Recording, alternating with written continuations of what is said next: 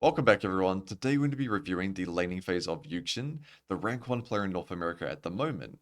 Now not only has this guy hit rank 1, he has a 500 LP gap over rank 2 playing the hardest carry champion pool you could ever create in top lane. So we're going to be breaking down in detail how he's winning his lane so consistently up against high challenger players. So if that sounds good to you, then let's get started. For our first matchup, we have Fiora and Darius. Now, this is an extremely volatile skill matchup that can go either way. Typically, whoever gets the first kill normally runs over the enemy top. So I thought this would be a great matchup to start with. And if you're curious about a setup, very aggressive. We can see D-Blade with Conqueror, Presence of Mind, Alacrity, and Coup de Grace, with Demolish and Bone Plating as a secondary. So of course, Bone Plating being really good into matchups that can't pop it very easily, like a Darius or a Jax. But something that's more interesting, in my opinion, is the Summoner spells. You can see here he's got Ignite with Flash instead of opting into TP. And in my opinion, as somebody that loves playing Fiora as well, Ignite is the way to go into really volatile matchups. So if you're in matchups such as Gwen, or a Darius, or an Olaf, where not only do they have a lot of healing in their kit, but they're forced to all in you, they're forced to fight you, Ignite is the way to go, especially in matchups like Aatrox as well, where you can force early kills. So we can see him, walks in with the wave level 1, even though Fiora is a great level 1 champion, especially with Ignite, your level 1's quite strong, Darius is no slouch either. So who knows, if I Q onto this Vital here, it's a pretty unlucky Vital as well. If I Q onto this Vital, he can auto W and ghost me down and get 5 stacks. It's not worth me taking any type of bad trade because I don't have TP, and I'm not going to win the level 1 all-in anyway. But does Darius start a Q? Of course, we know that. He doesn't know that at this moment, and he's opted into giving Darius push. So giving him push is okay, as long as you conserve your HP, and that's exactly what he does. He tries to stay relatively healthy HP throughout the entire time Darius is pushing, so that once he gets level 3 and the wave is bouncing back, that's going to be his timer to fight. So we can see playing really respectful, and even now he had a timer to go for a Vital, but he respects because he knows Darius is going to get level 2 very shortly.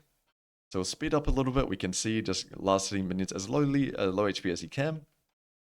And now that Darius awkwardly crashed wave 2, it's time that he can take some little trades here. So we'll see, this is a bad Vital, he's not going to go for it. Darius forces level 3 versus 2, and he just queues away straight away, no interest in trading when Darius has the minion and XP advantage. But he waits till he gets level 3, and then he queues here to dodge the Darius Q, and also hit the Vital at the same time, and then W for the disengage. So nice little trade there, didn't go too well for him to be honest, but he's managed to conserve high enough HP. He's still got his potion, then now he can play more aggressive on the bounce back. So we'll see here. Right now, when the wave is bouncing back towards your opponent, now you've got the minion and XP advantage. You can play off the levels up on that time. That's exactly what he's doing. He's waiting for himself to get level 4 before he goes in.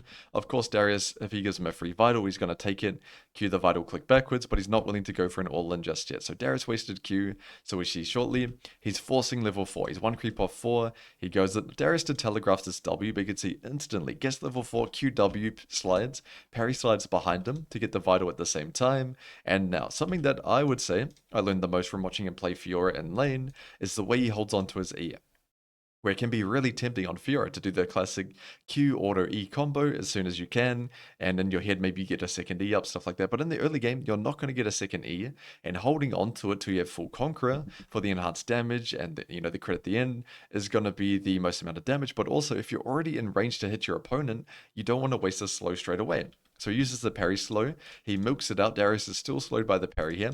He's waiting patiently, still not Eing yet, waiting until Darius tries to disengage. Now, auto E's as Darius is trying to escape, so he actually gets more benefit from the slow. He has high Conqueror stacks when he procs it, so he gets a lot of value from that spell. Flashes over the Darius E as well, so pretty insane stuff from him. Really great showing of not only understanding how the matchup should go, but the mechanical execution behind that all-in was really high level as well.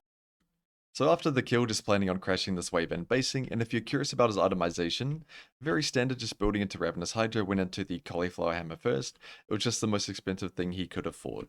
So here, the wave coming back towards him, even though he just got a kill, and he has a big item gap, you don't want to be fighting your opponent in this massive stack wave coming back towards you, and it is a Darius, still a strong champion. He can't even trim the wave here. If he tries, the Darius can force the trade with their minion and XP advantage. You can see here, he does a little trick, he doesn't just do nothing, he pretends like he's going to run at the Darius and proc the Vital, but he clicks back trying to bait out the Darius Q, but the Darius actually holds it on this timer, so he mainly just has to sit back and watch. So there, baits out the Q as well, so still putting a bit of pressure onto Darius, not doing literally nothing, but not giving him any opportunity to trade onto him. So here's some minion, Q's backwards here, just trying to waste Darius's time, make him Q the wave as well, push it a bit faster, and now he can catch the wave. So again, very similar pattern to before, conserving HP, letting the opponent push, and then once the wave bounces back towards them and you've got that minion and XP advantage, that's when he's looking to abuse that lead. So we can see Darius knows that now, he's figured out the trick, hard respecting the Fiora, so Fiora's just going to base. So takes a trade here, we can see big XP and minion advantage, not quite level 6 yet,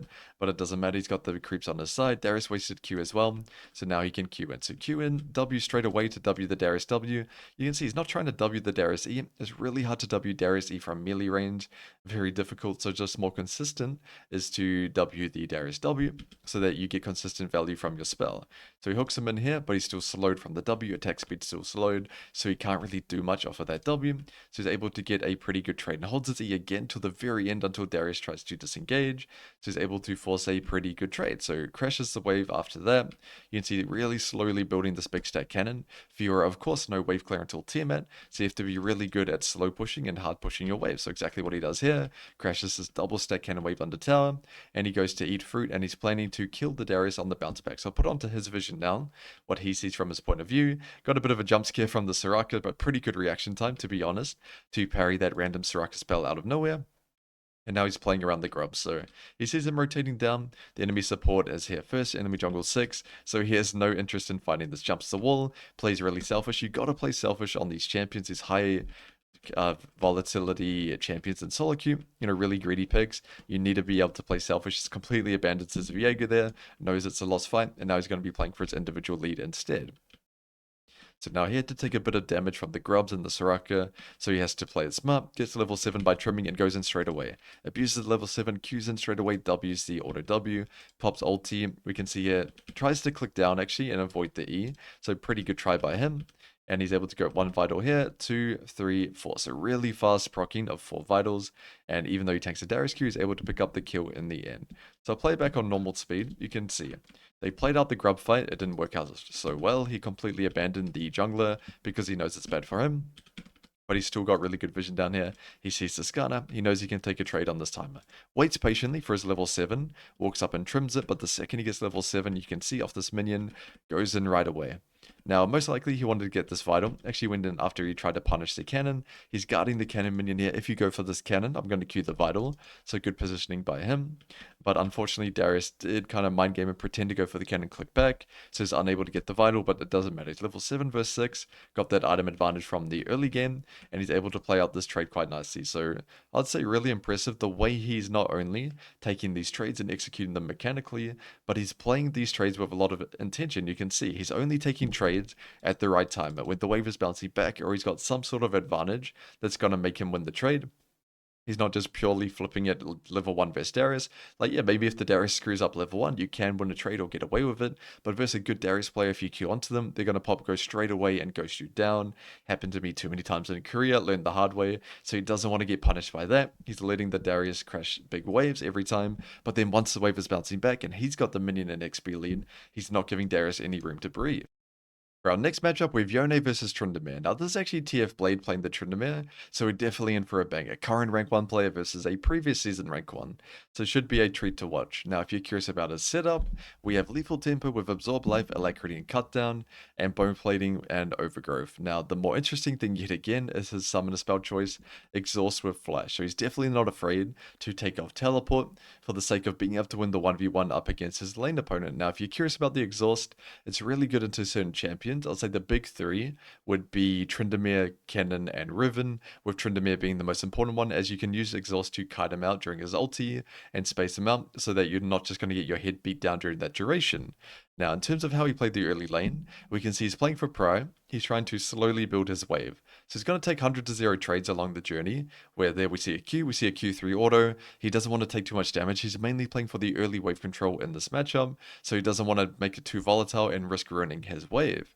He'll still trade if Tryndamere does something dumb like that, goes for an auto, he'll hit him back of course, but he's mainly playing for the wave control. So even here he's got Q3 up, he doesn't want to be using it, he doesn't want to compromise the integrity of his wave, and now level 2 just goes for a quick W trade, doesn't want to really ruin that wave. So now we can see, I'll speed up a little bit, just queuing the wave, playing it really slowly.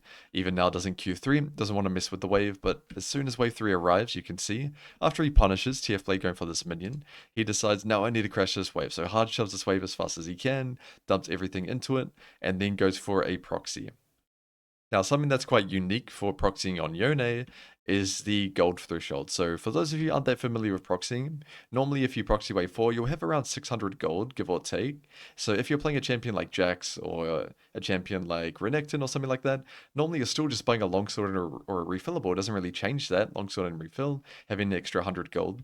But on Yone, he actually goes for the double dagger buy. So he does get a little bit of an extra benefit from proxying on this champion, as he can buy 500 gold worth of items instead of just a single longsword. But now he comes back to lane, so if you're curious about the wave control, something that TF Play did really well is the way to counter proxying is to one-shot the wave as fast as you can so that your wave doesn't touch it at all. If your wave stops even for half a second to sniff this wave, it's going to awkwardly push back towards him and you're going to lose a lot more. But if you one-shot the wave before your wave touches it, then the wave is going to meet back in the center as if it's level 1. So great wave control from both sides, comes back to lane here, and again, he's mainly going to be playing for the early wave control. Yone is not the strongest champion in the early game, even with lethal tempo, so he's mainly playing to scale up into level 6 before he looks for a kill threat. So slow push yet again, building a big wave, taking 100 to 0 trades whenever he can. And then if he can abuse his level timers, level 5 versus 4, stuff like that, he is definitely going to. So we'll see very shortly. Gets level 5 on this cannon, doesn't let TF Blade walk up whatsoever, but really good by the Tryndamere disrespecting this timer, and now this is my hard push wave yet again. I can't slow push this one, pushes it as fast as he can, uses his E to really escort the wave in, even takes a little trade on the way up, and bases. So keep in mind, he can't proxy on this timer. He knows if the jungler clears down, he's going to be back top around 415, 420 for the second spawn of Gromp, so he doesn't want to get killed by the Skarner there.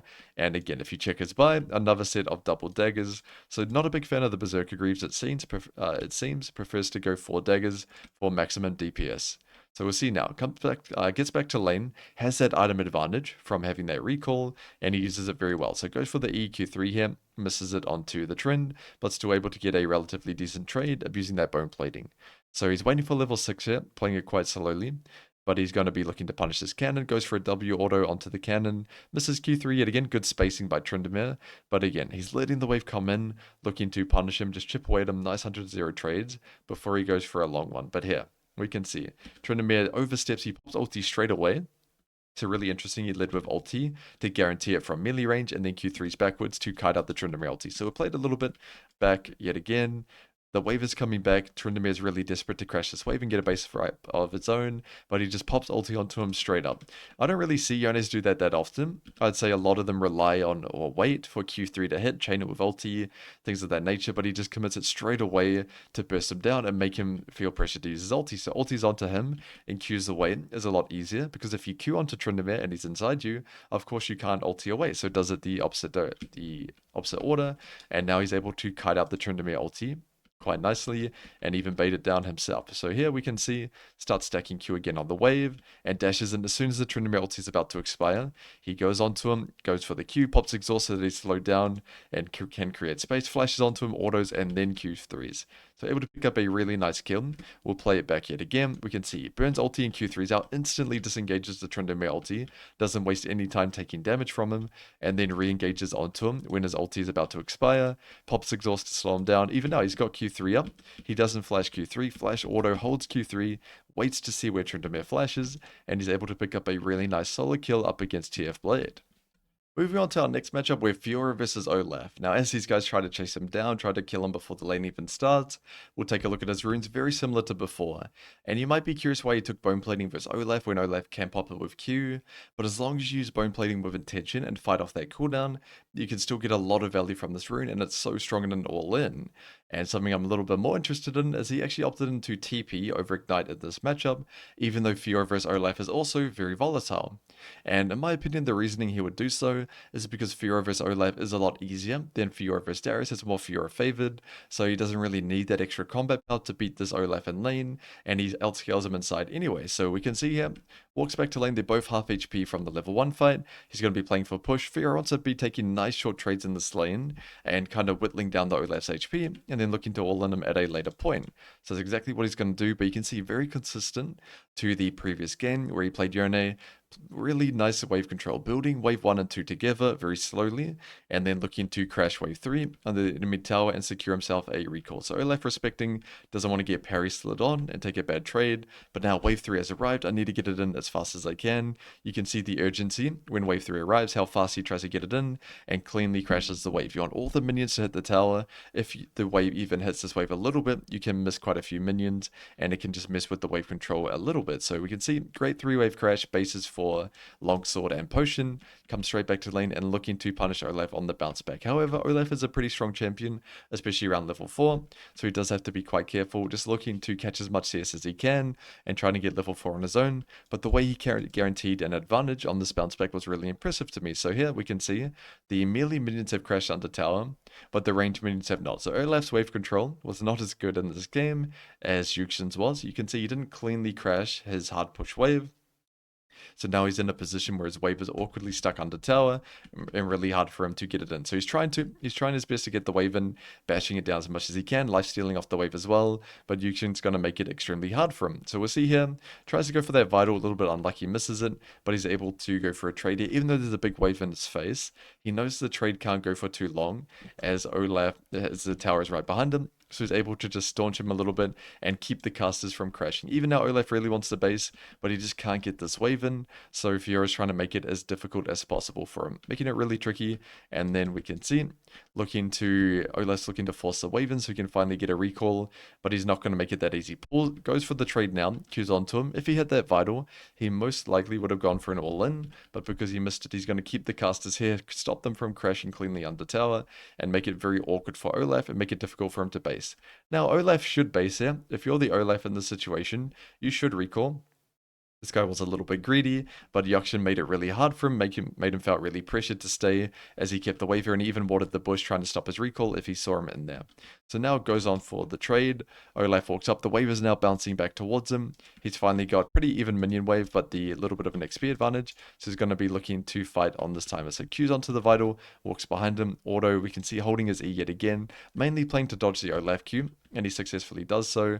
And then now he even misses the parry in this all-in. He probably misclicked a little bit there, but he's still able to outplay it. So auto's there, auto E, Q, auto flash, able to perfectly calculate the damage there and kill him and flash away before he dies. Didn't need a flash in hindsight, of course, but still a nice little combo. If the parry hit, it's 100% play.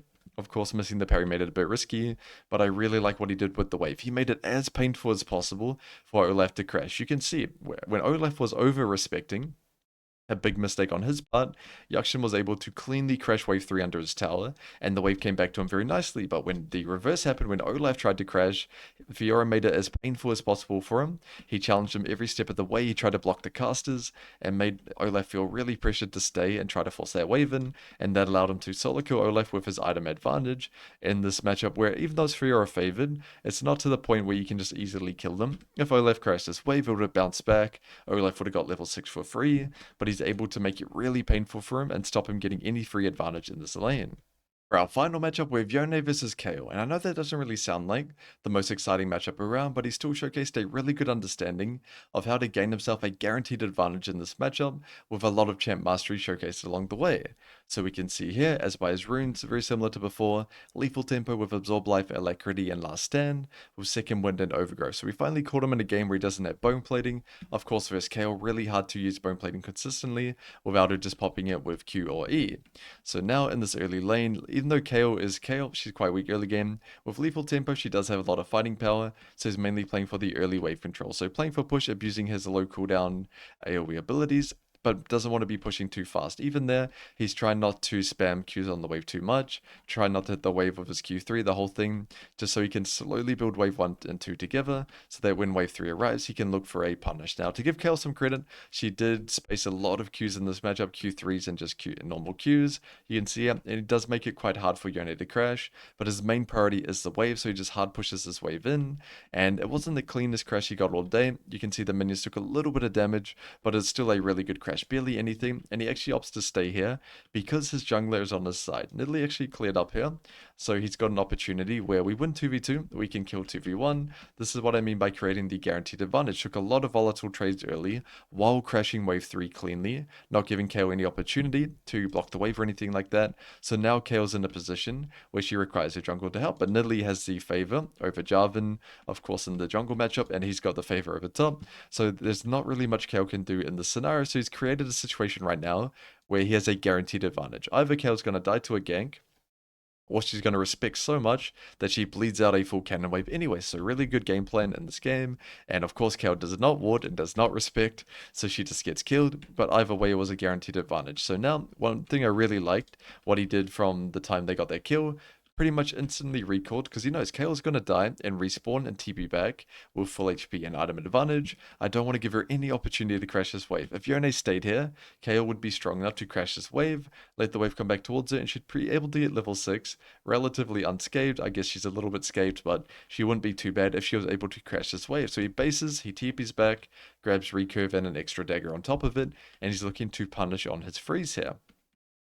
So trims the cannon, and this is what I was kind of talking about by the champ mastery, instantly goes for this all-in. Full HP versus full HP, really confident he can win this fight, even though he misses, I think, 2 Qs in this all-in.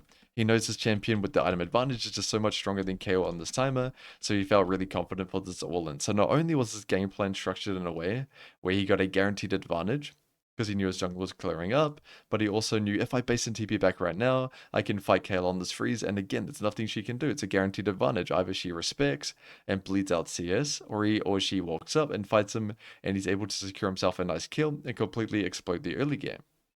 Alright everyone, that's it for now. I hope you gained some value from this video, maybe learned a thing or two, and if there's anyone at all that you'd like to see me review from solo queue, maybe even competitive, feel free to let me know down in the comments below. I'll check them out, and I'll see you all next time.